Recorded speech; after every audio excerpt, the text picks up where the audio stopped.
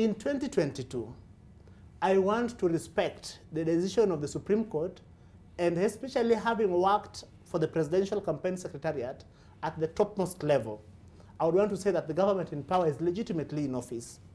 While it is legitimately in office, and I believe that people can sometimes change their stance, we have what is called a Damascus moment. And I want to believe that President William Ruto has had a Damascus moment. Mm-hmm. He has been part of a political infrastructure that did not mind using the power, the monopoly of violence donated to the state to terrorize. But having experienced what can happen when the instruments of the state are turned against you, I want to believe that the president had a Damascus moment. I have heard him speak, I have watched him speak, and it strikes me as someone who would want to take a different path and make sure that we are able to build a genuine constitutional democracy. One, he gave a commitment to Miguna that when we are elected in office, let Miguna come back. Of course, naturally, Miguna gravitated towards the president, having been, pushed out by the handshake government. But then, when the president was elected, he decided to give Miguna and restrict access back to the country. And I think that is something that needs to be lauded.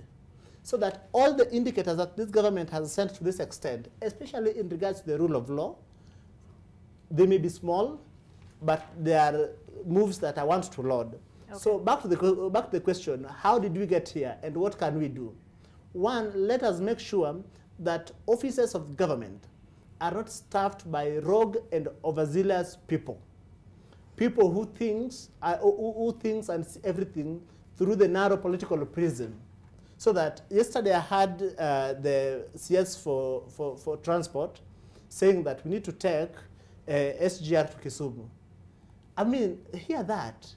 So that, because the thing is, when SGR is able to get to Kisumu, it is able to realize its potential.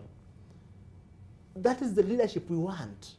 Not people who want to look at things through the narrow political prism. May I ask the question? No, President Uhuru Kenyatta, former President Uhuru Kenyatta, had also sought to get the SGR to get to Kisumu. He didn't get it to Kisumu. So what I'm saying is that even you would expect that people like Murkomen would want to punish the people from Nyanza.